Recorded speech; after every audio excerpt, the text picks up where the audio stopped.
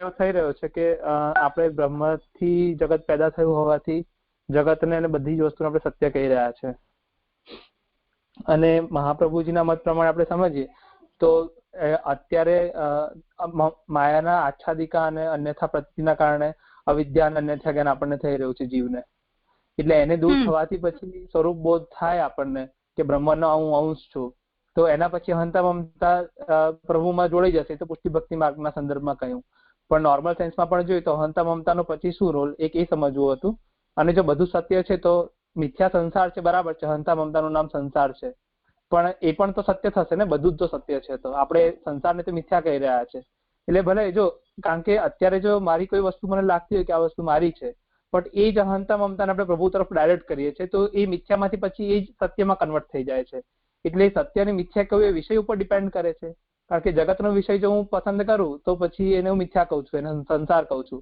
અને તનુવિધિજાથી પ્રભુમાં જોડી દઈએ છીએ તો પછી આપણે એને અલૌકિક સમજીએ છીએ કે પ્રભુનો, હું પ્રભુનો દાસ છું અને કૃષ્ણ મારું શરણ છે. તો એ અલૌકિક અહંતા મમતા થઈ જાય છે. એટલે અહંતા મમતા પ્યોર ડિફાઇન બ્રહ્મથી જ આવી રહી છે કે પછી એને મિથ્યા કહેવાનો ટાર્ગેટ શું છે એનો, કેવી રીતે ડિફાઇન કરીશું એને? અત્યારે આ બંને સબ્जेक्ट ચાલી જવા દે, એમાં थोड़ा समझवाने की कोशिश करो. बाकी जीव के ऊपर अहंता ममता और अविद्या का काम क्या होता है और रोल क्या होता है वो जीव विवेक के अंदर आएगा. तो उसके लिए तब तक हम वेट कर लेते हैं. जी. बाकी इन दोनों सब्जेक्ट्स में विषय थोड़ा सा आएगा, उसे समझ लो. बाकी जीव विवेक में अविद्या का रोल जीव के ऊपर क्या है वो आ जाएगा. तो तब हम इन प्रश्नों को रख लेंगे कंसिडर करके, और मार्गों के सापेक्ष अहंता ममता काम कैसे करती है वो विषय हम देख सकते हैं. तब सोच लेंगे. प्रश्न ध्यान में रखना, कर्म ज्ञान भक्ति इन तीनों मार्गों के करस्पॉन्डिंग अविद्या का या अहंता ममता का रोल सोचा जा सकता है. जीव विवेक में हम करते हैं. जी भले. और कुछ किसी को पूछना था कल के विषय में?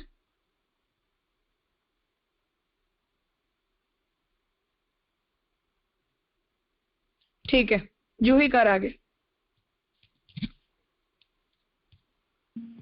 जी राजा. राजा एक बार शॉर्ट में रिवाइज कर दूं कल का कि नहीं विषय लेना? हाँ. जी राजा. तो कल हमने देखा था माया का कार्य. तो माया, कल हमने देखा व्यामोह क्या होता है. तो व्यामोह जो का मतलब है अज्ञान या भ्रमित हो जाना. तो माया जो है वो जीवों के ऊपर अज्ञान रूप का आवरण करके उनको भ्रमित करती है. उसे हमें व्यामोहिका कहा जाता है. वो दो तरीकों से होता है, वो हमने कल देखा था. एक तो आच्छादिका और अन्यथा प्रतीति हेतु. तो हमने आच्छादिका में ये पढ़ा, मतलब दो कार्य से करते हैं माया अपने दो कार्य से जीवों का अज्ञान होता है. एक है आच्छादिका और एक है अन्यथा प्रतीति हेतु. आच्छादिका में हमने ये देखा कि माया का जो प्रथम कार्य है वो आच्छादिका है. वो जीवों को मतलब चीज को आच्छादन कर देती है, मतलब कि ढक देती है. जो चीज है उसे देखने नहीं देती है पर उसे ढक देती है. मतलब जीव को पता नहीं पड़ता है जगत, मतलब जैसे हम उसको जगत के रूप में देखें तो जीवों को जगत ब्रह्म वगैरह ऐसी कोई वास्तविकता या उसका स्वरूप का ज्ञान उसको नहीं आता है. अज्ञान से वो जीव भर जाता है. इसका कारण ये है कि माया उस चीज को, माया का आवरण ऐसा है कि वो उसको ढक लेती है. मतलब हमें उसकी सही वास्तविक स्वरूप का पता नहीं पड़ता है. ये हमने देखा था आच्छादिका में. सेकेंड हमने उसका माया का कार्य पढ़ा था अन्यथा प्रतीति हेतु. वो उसमें हमने ये समझा कि अज्ञान के कारण हमें वो चीज आच्छादिका में देखा कि नहीं दिखती है, पर अन्यथा प्रतीति में हमने ये समझा कि वो चीज को हमें माया एक अलग ही स्वरूप में दिखाती है. मतलब जो चीज है उसका अलग प्रतीति हमें दिखने लगता है.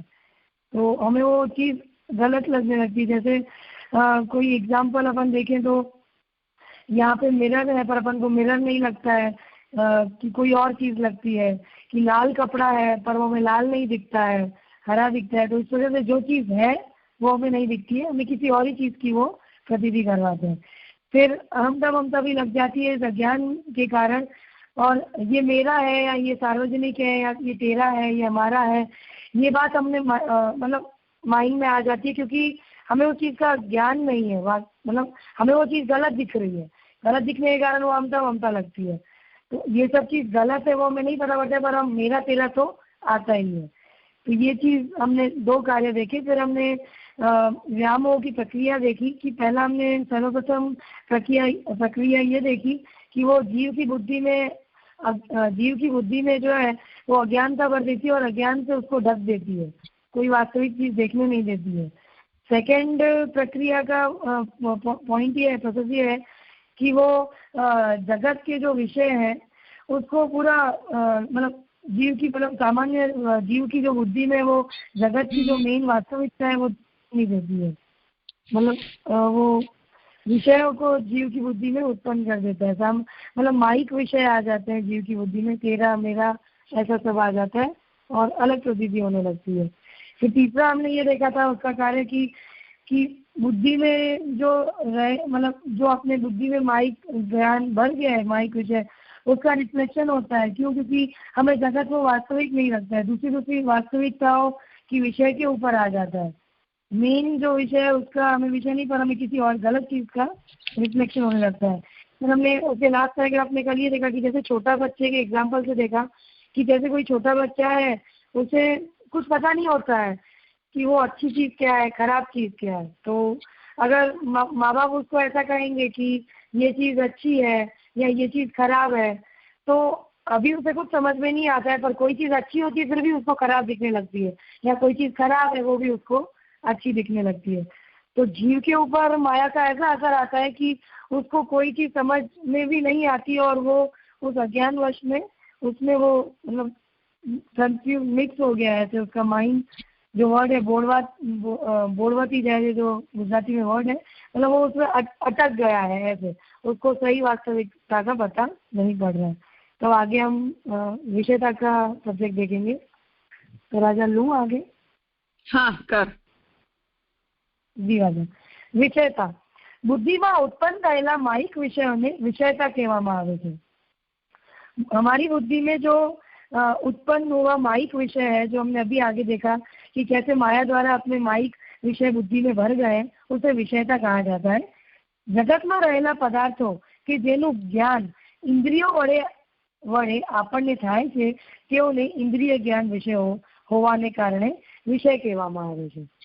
मतलब जगत में जो भी पदार्थ है जिसका ज्ञान हमें इंद्रियों से हो रहा है, हमारी आंख नाक कान इस इंद्रियों के कारण हो रहा है, उसको इंद्रिय ज्ञान विषय होने के कारण उसे विषय कहा जाता है।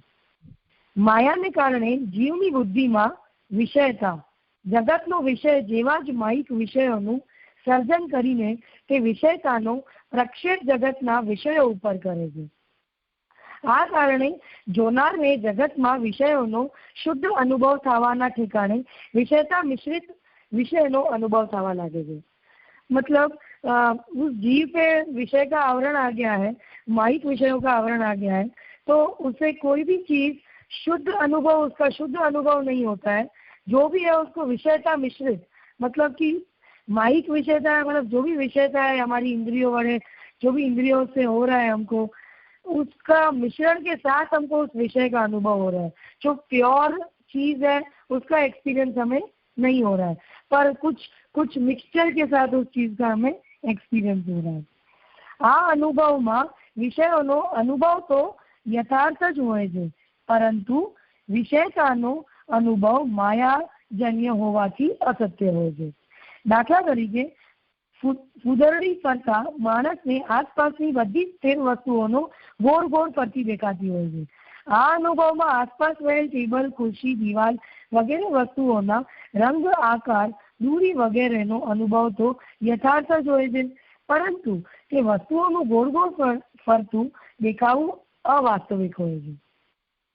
तो अब यहाँ ये समझाया जाता है कि हमें उसका प्योर वर्जन एक्सपीरियंस नहीं होता है, हमें उसका मिश्रित वर्जन मिलता है। फिर यहाँ एक एग्जाम्पल से समझाया गया है कि जैसे हम फुदेड़ी घूमते हैं, तो जब हम फुदेड़ी घूमते हैं तो हमें आसपास की चीजें गोल गोल दिखाई देने लगती है। एक्चुअली वो गोल नहीं घूमती है, पर हम गोल घूम रहे हैं, इसके कारण हमें वो ऐसा फील होता है कि आसपास की टेबल, चेयर सब कुछ गोल घूम रहे हैं। तो जो वास्तविकता नहीं है वो भी हमें ऐसा, मतलब जो वास्तविक गोल नहीं घूम रहा है पर हमें वो गलत लगने लगता है कि वो घूम रहा है, ऐसा। तो वो अवास्तविकता है। ऑब्जेक्ट्स तो वही के वही होते हैं, टेबल टेबल ये, कुर्सी कुर्सी ये, हमें भी टेबल टेबल ही दिख रही है, हमें वो टेबल कुर्सी नहीं दिखने लगती। तो वस्तु तो जो है हमें वही वस्तु वैसे ही दिखती है, पर सिर्फ वो स्थिर है, लेकिन हमें ऐसा लगता है कि ये सब गोल गोल घूम रहा है। वैसे सब विषय तो हमें ऐसे ही दिखते हैं, सिर्फ हमें उन्हें हम ब्रह्म के सदंश न जानकर अपनी अहंता ममता वाले मानने लग जाते हैं। जैसे स्थिर वस्तुओं को हम गोल गोल घूमता हुआ समझते हैं।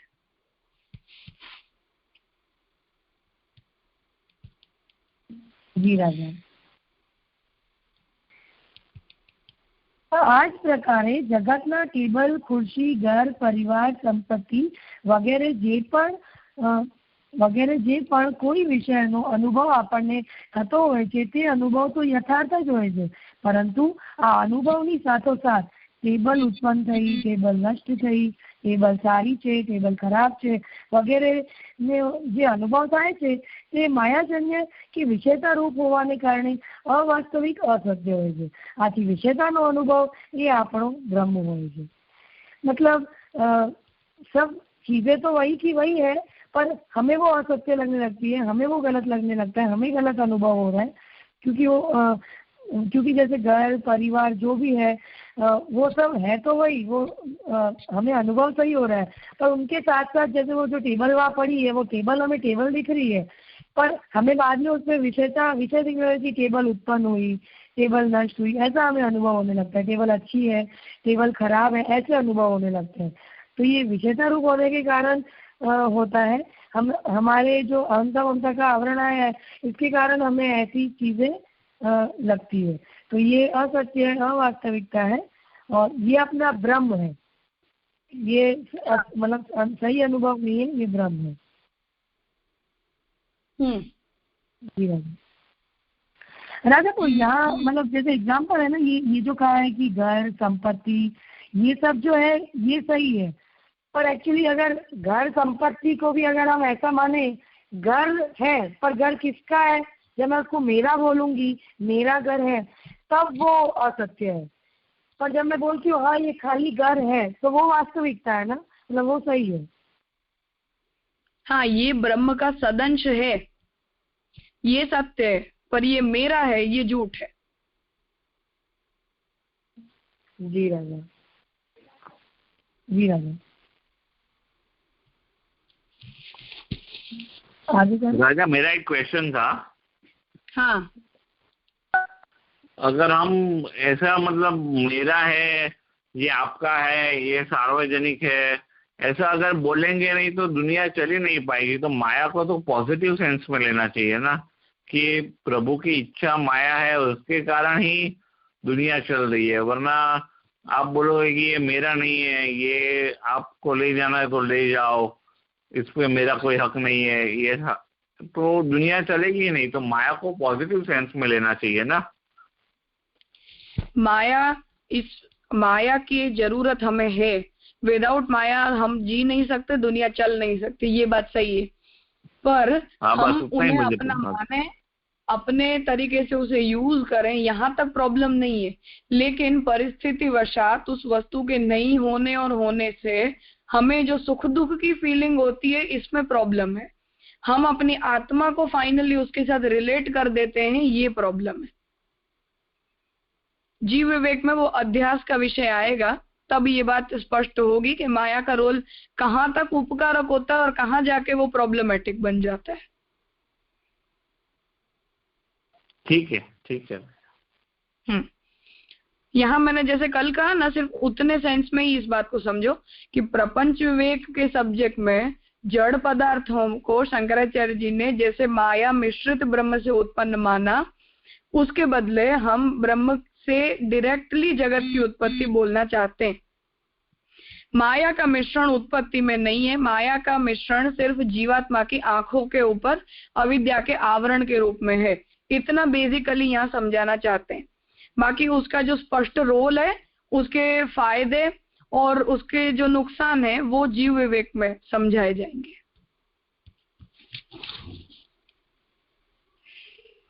ठीक है। हाँ,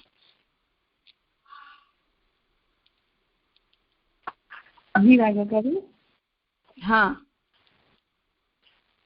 જી રાજા. અહીં એક વાત ખાસ ધ્યાનમાં રાખવી જોઈએ કે માયા જીવની બુદ્ધિમાં જ વિષયતાને ઉત્પન્ન કરતી હોય છે.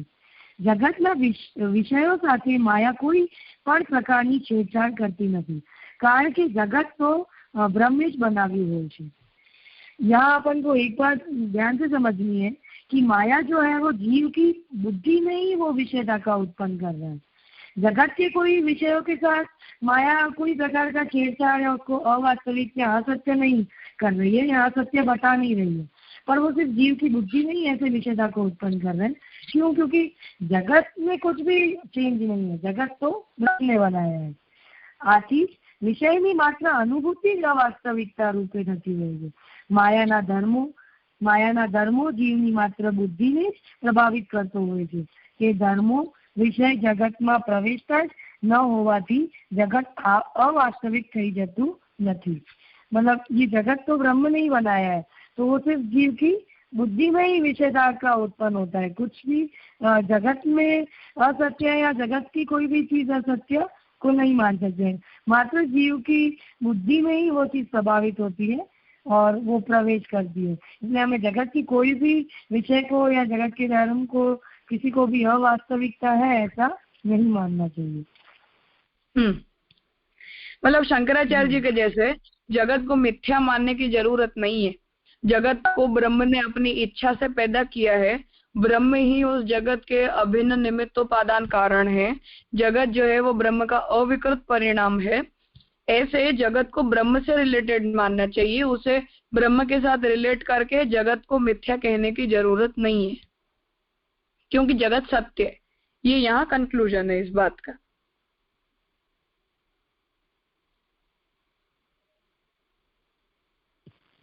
जी राजा समझ में आया. अभी आगे कंटिन्यू करो, इसमें ये विषय अभी और कंक्लूड होगा. जी राजा. જગત અને સંસાર. જગત બ્રહ્માત્મક હોવાથી સત્ય છે એ શાસ્ત્રના સિદ્ધાંતને અહીં સુધીના નિરૂપણથી આપણે સમજી શક્યા છીએ.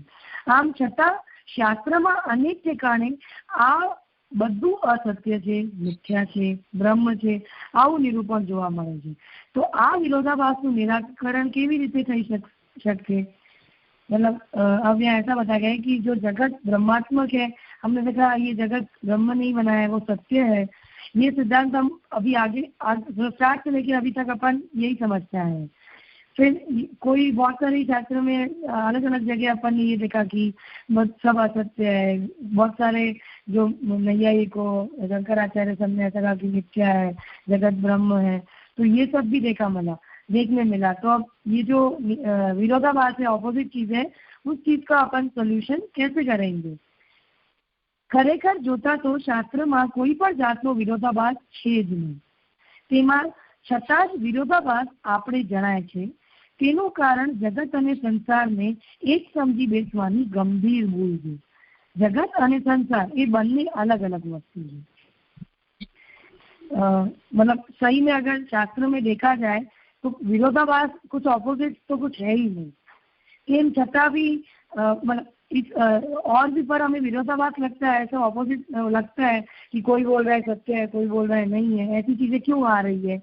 क्यों? क्योंकि लोग जो है वो जगत और संसार को एक मान के बैठे हैं. वो सबसे बड़ी भूल है.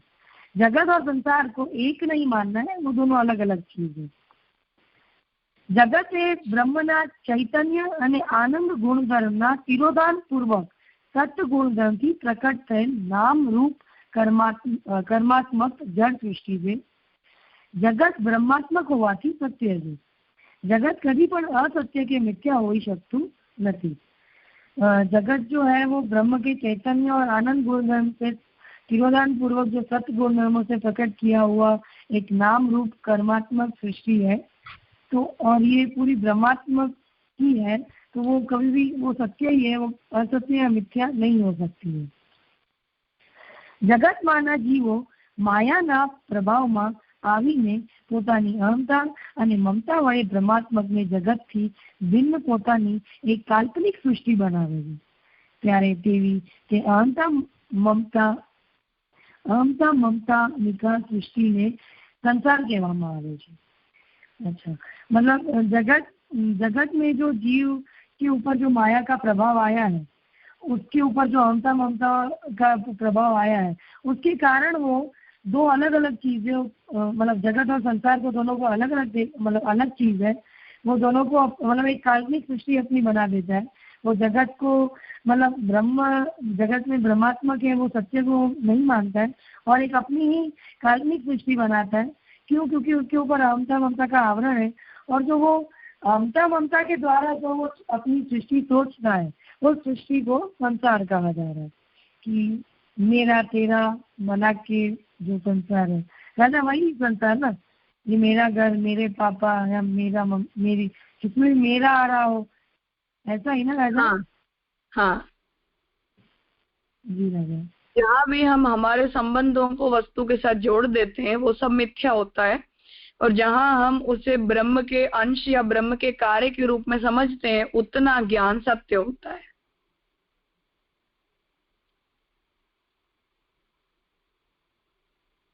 जी राजा. जी, जगत सत्य છે, અહંતા મમતા પણ સત્ય છે, પરંતુ જગત અને અહંતા મમતાથી સાથે જીવે જોડીને उत्पन्न करेल संसार असत्य है. मतलब यहाँ ये कहा जा रहा है, अभी अपन ने ये देखा कि जो उसकी काल्पनिक सृष्टि वो जो उसके माइंड में बन रही है वो असत्य है.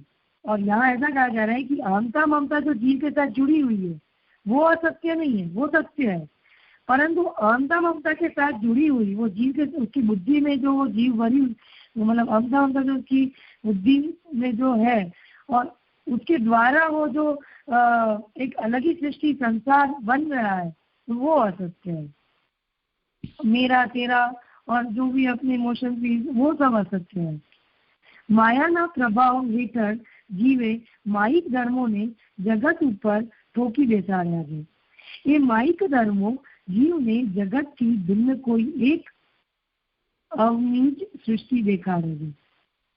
मतलब यहाँ माया के प्रभाव के कारण जीव को वो माइक जगत, मतलब वो उसको वही सृष्टि दिख रही है और कोई उसको सृष्टि दिख ही नहीं रही है.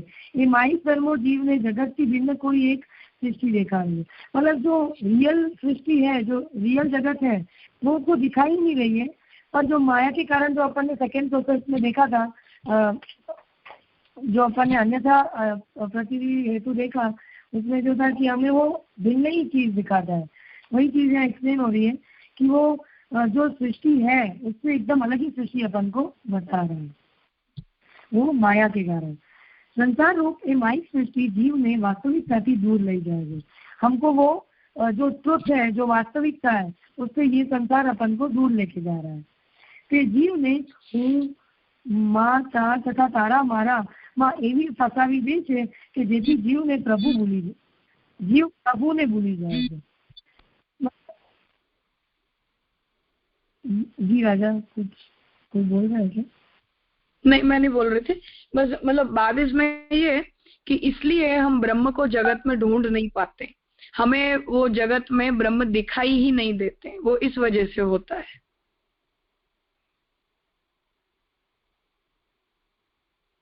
जी राजा.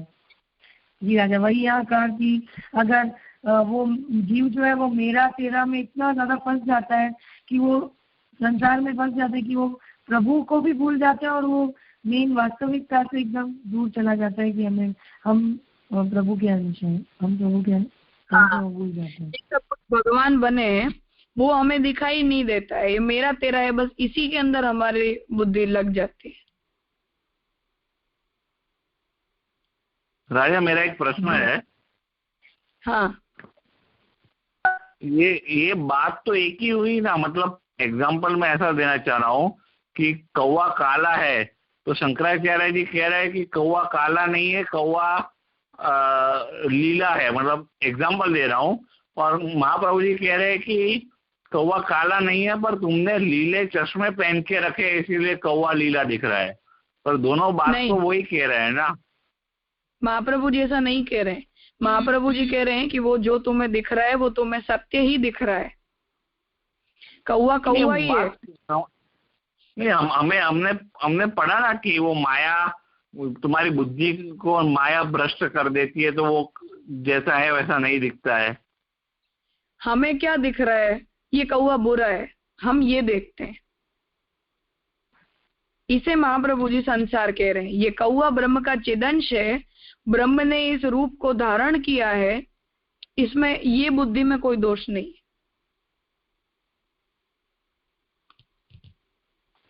हाँ, और फिर समझ में आया, और वो मतलब माया का आवरण हट सकता है। शंकराचार्य जी के हिसाब से वो तो मिथ्या ही है, वस्तु ही मिथ्या है। कौवा जैसी कोई वस्तु है ही नहीं, ये विवर्त है ये।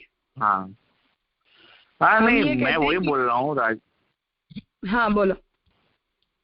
मैं वही बोल रहा हूँ कि शंकराचार्य जी कहते हैं ऐसी कोई वस्तु है ही नहीं, और महाप्रभु जी कहते हैं कि तुम्हें ऐसी वस्तु दिखाई नहीं देती है। हाँ, शंकराचार्य जी ये कहते हैं कि ये जो है वो ब्रह्म नहीं है।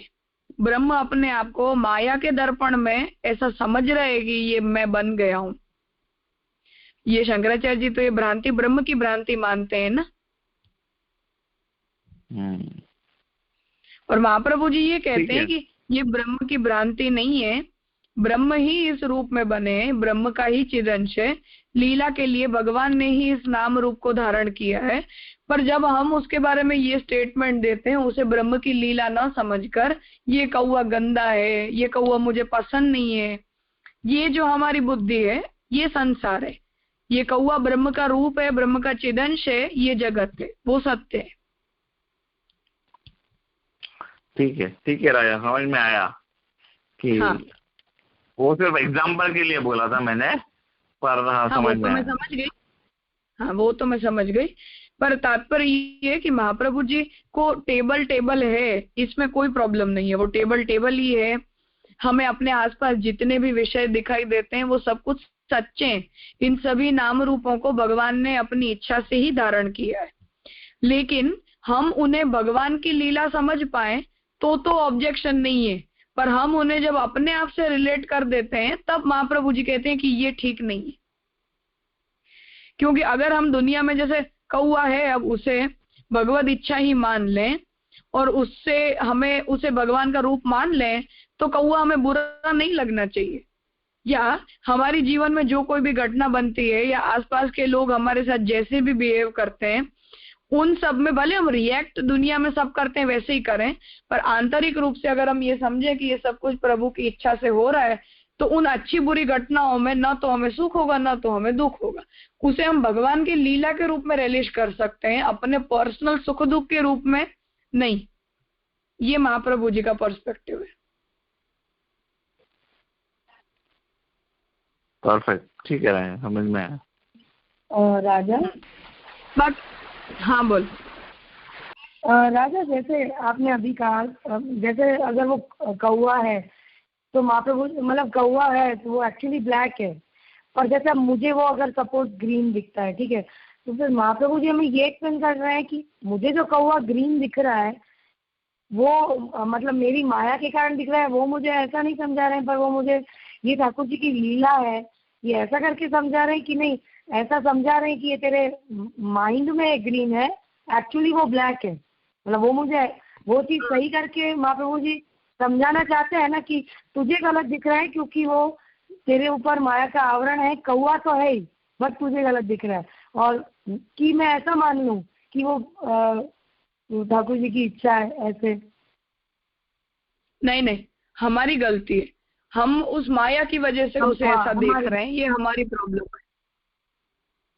ये हमारी प्रॉब्लम, क्योंकि हमारे पे माया का आवरण है इसलिए। हाँ, बाकी वस्तु तो ऐसी है। जी जी राजा। हाँ हाँ, ये फैमिली वैल्यूज को कितना हम लोग असत्य ले सकते हैं? मतलब माँ बाप भाई बहन, असत्य इसमें कुछ भी नहीं है, सब ब्रह्म के चिदंश हैं। भगवत लीला से हमारा रिलेशन उन लोगों के साथ हुआ है, वो हमारी रिस्पॉन्सिबिलिटी है। पर रिस्पॉन्सिबिलिटी होने का मतलब ये नहीं है कि उसमें उनकी वजह से हम अपने आत्मधर्म को भूल जाएं। तो महाप्रभु जी ने लौकिकत्वम वैदिकत्वम कापट्या तेषु नान्यथा वैष्णवत्वम ही सहजम। ये पुष्टिपुराण मर्यादा भेद में महाप्रभु जी ने इस विवेक को स्पष्ट किया है कि लोक और वेद संबंधी हमें जितने भी कार्य हैं उन सबको कापट्य से हमें करना चाहिए। मतलब कि हमें मिल ही गए हैं, प्रभु ने हमें दे ही दिए हैं। तो जैसे जल कमलवत रहता है, कमल जो है वो कीचड़ में पैदा होता है पर वो कीचड़ के दाग कमल पे नहीं लगते हैं, या कमल का जैसे पत्ता है वो उस पानी को अपने पत्ते के ऊपर टिकने नहीं देता है, वो पानी सब कमल के ऊपर से हट जाता है।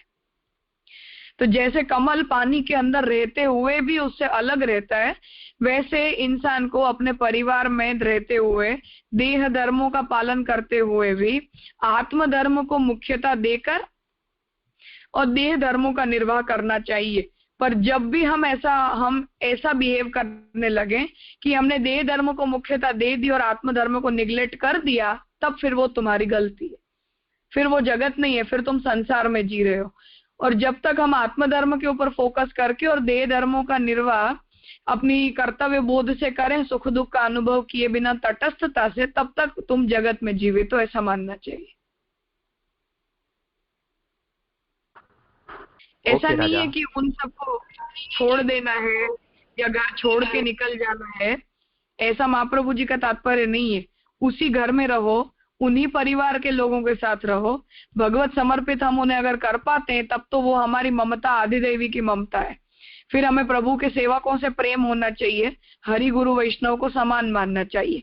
पर अगर वो लोग बहिर्मुख भी हों फिर भी वो हमारी रिस्पॉन्सिबिलिटी है, इसलिए उनका निर्वाह करना चाहिए। पर ऐसे बहिर्मुख लोगों के संबंधी सुख दुखों से हमें इफेक्ट नहीं होनी चाहिए। और उन सभी लोकवेद संबंधी कर्तव्यों को आत्मधर्म के साइड में निभाने चाहिए, प्रभु के अनवसर में निभाने चाहिए। आत्मधर्म को नेग्लेक्ट करके या उसकी बलि चढ़ाकर देह धर्मों का पालन करो तो ये गलत है। ओके राजा। और कुछ?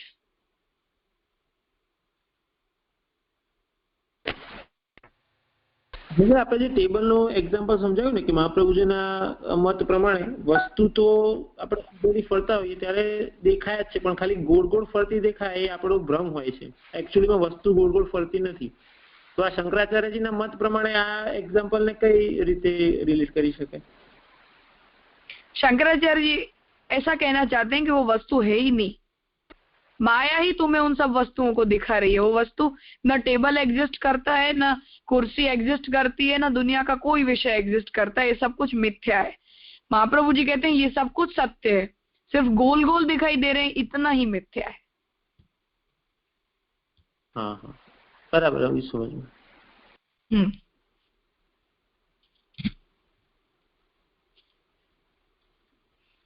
जो ही कर आगे। જી રાજા। તો હું બ્રહ્મનો અંશ કે દાસ છું, ભાવ રાખીને પ્રભુની સેવા ભક્તિ પણ કરી શકે છે। ભગવાને જીવને આપેલી અહંતાથી જીવ હું બ્રહ્મનો અંશ કે દાસ છું ભાવ રાખીને પ્રભુની સેવા ભક્તિ પણ કરી શકે છે। ભગવાનને જીવને આપેલી મમતાથી જીવ પ્રભુ મારા ભજનીય આશ્રય છે એવી ભ્રામિક મમતાનો ભાવ રાખીને પ્રભુને પણ પોતાની માની શકે છે। मतलब यहाँ ऐसा कहा जा रहा है कि हमें जो वो आगे बताया कि अहमता ममता जो है वो असत्य नहीं है, पर जो हमारी बुद्धि में अहमता ममता है और जिसके कारण जो एक अलग काल्पनिक सृष्टि बना रहे हैं संसार, वो असत्य है। पर यहाँ जो अहमता ममता दी गई है वो हम अगर ऐसा सोच के रखें कि मैं हूँ मैं ब्रह्म का दास हूँ, मैं ब्रह्म का अंश हूँ, मैं प्रभु की सेवा के लिए हूँ, मैं मतलब ऐसा सोच के हम प्रभु के भजन प्रभु के आश्रय में रहें तो वो अहमता ममता सत्य है। अहमता ममताનો આવો સદુપયોગ કરવાના સ્થાને જે જગતને ભગવાનને પોતાની ક્રીડા માટે બનાવ્યું છે તે જગત માટે જીવો હું મારું તારું કરવા લાગી જાય છે। मतलब जिस मेन हेतु के लिए जो अपन ने 760 में पढ़ा कि ठाकुर जी ने ये जगत ही अपनी क्रीड़ा के लिए रचा था। अगर ये अहमता ममता भी जो ठाकुर जी ने दी तो वो भी इस तरीके से यूज हो सके कि मैं ठाकुर जी का अंश हूँ, मैं ब्रह्म का अंश हूँ, उनकी सेवा के लिए हूँ, इस चीज के लिए सदुपयोग के लिए होना चाहिए। पर उसकी जगह जीव जो है वो मेरा तेरा उसमें लग गया है। ते आवो विप्रय माया नो कारण। इसी जगत को भगवान की लीला के रूप में समझ पाते तो हम जगत में दिखाई देते सभी अप डाउन्स को या जगत में जो कुछ भी हो रहा है उन सबको भगवत लीला मानकर एंजॉय कर पाते कि देखो प्रभु कैसी लीला कर रहे हैं, प्रभु की इच्छा से देखो कैसा हो गया। कोई दुखी हुआ तो भी हमें उसमें भगवत लीला दिखती है, कुछ अच्छा हुआ तो भी हमें भगवत लीला दिखती है। जगत में हमें जितनी भी वैरायटीज दिख रही हैं वो सब में भी हम प्रभु की इच्छा देख पाते। पर जब हम उस अहंता ममता के कारण उसे अपना समझ बैठते हैं, उसे अपने आप के साथ रिलेट कर देते हैं, तब फिर हमें उसके अंदर इसकी वजह से सुख हुआ, उसकी वजह से दुख हुआ, ऐसा सब हमें लगने लगता है। मतलब उसे भगवान की तरफ से न देखकर, प्रभु की कृति न समझकर हम ऐसा समझते हैं कि जैसे ये सारी दुनिया हमारे लिए ही पैदा हुई है, ये सब कुछ जैसे हमारे लिए ही है, ऐसा हमें लगता है। उसमें प्रभु के भोग की, प्रभु की लीला वाली बुद्धि हमारी बनती नहीं है।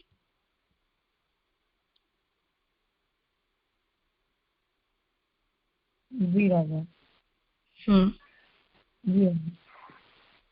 જે જીવોને ભગવાને પોતાની પુષ્ટિ ક્રીડાને અનુરૂપ થવા માટે પ્રકટ કર્યા તે જીવો પણ પોતાની માયિક આમતા મમતાને કારણે પ્રભુની પુષ્ટિ લીલાને અનુરૂપ થવાને ઠેકાણે પ્રવાહી લીલામાં સણોવાયેલા હોવાથી પોતે જગતના ક્રીડા કરતા હોય છે। मतलब वो जीव जो है वो मेरा कर्म इतना फंस जा रहा है कि भगवान ने जो अपने लिए वो पुष्टि क्रीड़ा के लिए मतलब ब्रह्म ने जो अपने पुष्टि क्रीड़ा के लिए जगत बनाया है कि वो ब्रह्म को ही अनुरूप हो सके, पर वो आमता ममता के कारण जीव इतना फंस गया है कि वो प्रभु की पुष्टि लीला के अनुरूप होने की बजाय वो अपने ही प्रवाही लीला के संसार के में क्रीड़ा खुद ही क्रीड़ा कर रहा है। माया ना प्रभावित प्रकट। जी बाबा। मतलब हम ऐसा ही समझते हैं कि सब कुछ जैसे हमारे लिए पैदा हुआ है, दुनिया में जितनी भी वस्तु है वो सब कुछ मानो हमारे भोग के लिए ही बनी हो, उसमें भगवान की बुद्धि हमारी आती नहीं है। दुनिया की किसी भी चीज में हमें प्रभु संबंध दिखता ही नहीं है। ये माया का सबसे मेजर ड्रॉबैक है, दुष्प्रभाव है।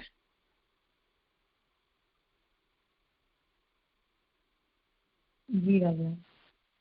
राजा तो कभी कभी अपन ऐसा देखते हैं कि किसी को कोई बहुत दुख आ गया हो या कुछ ऐसा होता है तो अपन क्या बोलते हैं कि ठाकुर जी की इच्छा, मतलब ठाकुर जी की लीला है। तो अपन जब उसको कोई मतलब अपन ऐसा नहीं मान सकते हैं क्या कि वो कोई आमता ममता की माया के कारण वो ऐसा फील कर रहा है, पर ठाकुर जी की लीला तो अपन नहीं ऐसे बोलते हैं। हम बोलते भले ऐसा है पर हम खुद भी तो ऐसा फील नहीं करते। हमारे जीवन में कुछ भी अच्छा बुरा घटित हो जाए तो वाणी के द्वारा हम बोल देते हैं, ये प्रैक्टिस है हमारी। पर अगर हम सचमुच में ऐसा फील करते हैं कि भगवत इच्छा से हुआ है, ये जैसे महाप्रभु जी विवेक धैर्याश्रम में आगे करते हैं कि हरि सर्वम निजेच्छातः करिष्यति इति विवेक, ऐसा अगर हम वास्तव में अगर फील करते तो न तो हमें किसी तरह की चिंता होती, न टेंशन होता, न पूरा दिन हम उसके निवारण के उपाय वगैरह सोचते रहते, या दूसरे को दुखी देखकर हमारे मन में दुख नहीं होता। वो स्थित प्रज्ञता या तटस्थता होती है जिसे भगवान कहते हैं कि निर्द्वंद, वो नित्य सत्वस्थ हो। मतलब सुख दुख को वो समान मानता है, जय पराजय को वो समान मानता है, अच्छे बुरे को उसे समान मानता है, पाप पुण्य में जिसके लिए कोई भेद नहीं है, वो स्थित प्रज्ञ होता है। ऐसी बुद्धि बन जाती है हमारी तो, अगर हम सचमुच में उसे भगवत लीला के रूप में स्वीकार कर पाते तो। सामने वाले में अपने आप को सुधारने के लिए तो महाप्रभु जी ये कह रहे हैं कि तुम अपनी अहंता ममता की वजह से तुम दुखी हो रहे हो, बाकी ये तो भगवान के भोग की लीला है। जैसे कोई अजनबी इंसान हो, उसे दुख होता है तो हमें थोड़ी दुख होता है। जिसे हम जानते नहीं, जिसके साथ हमारी ममता जुड़ी न हो, उस व्यक्ति के दुखी होने से हमें कोई दुख नहीं होता है। उस व्यक्ति के सुखी होने से हमें कोई सुख की अनुभूति नहीं होती है। हम जिसे अपना मानते हैं उन्हीं के संबंधी सुख दुख हमें फील होते हैं।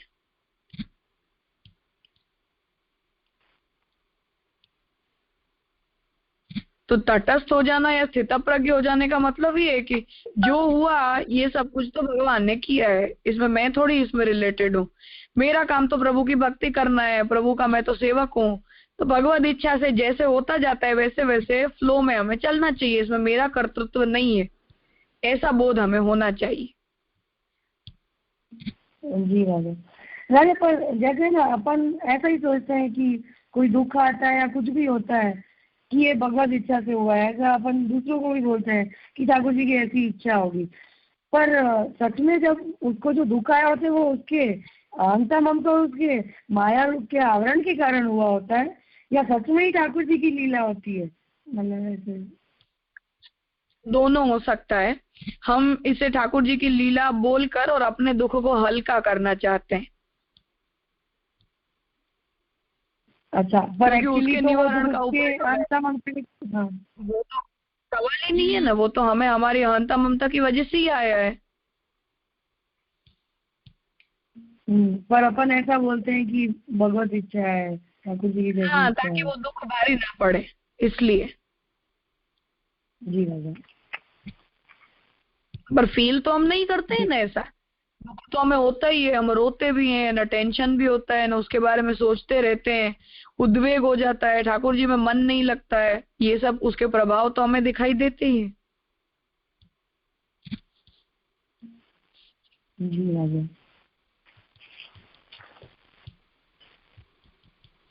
जी राजा।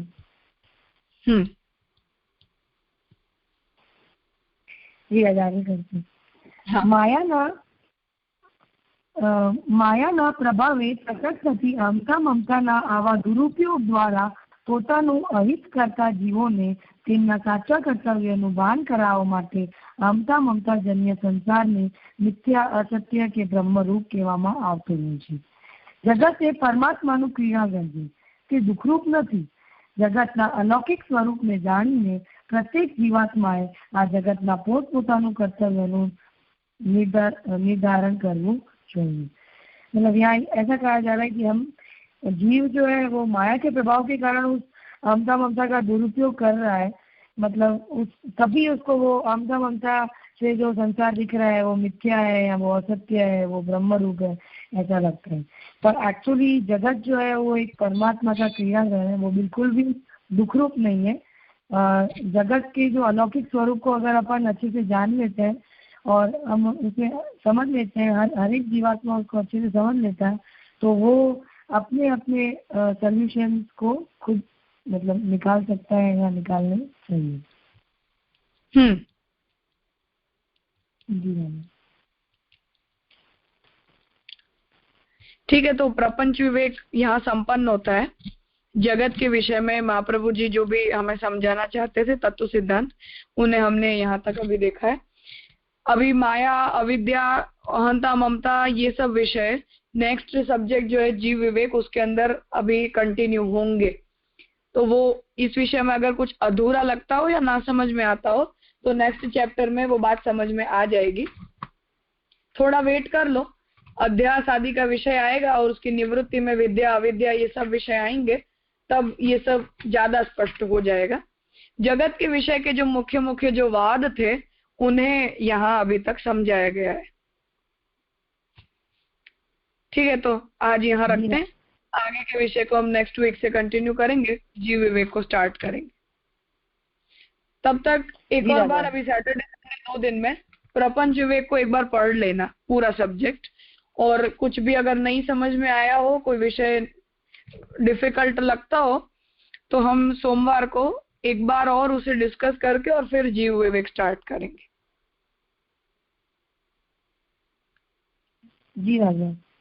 2 दिन में जितने भी सब पार्टिसिपेंट्स हैं वो लोग सब एक बार प्रपंच विवेक को देख लेना, थारली देख लेना.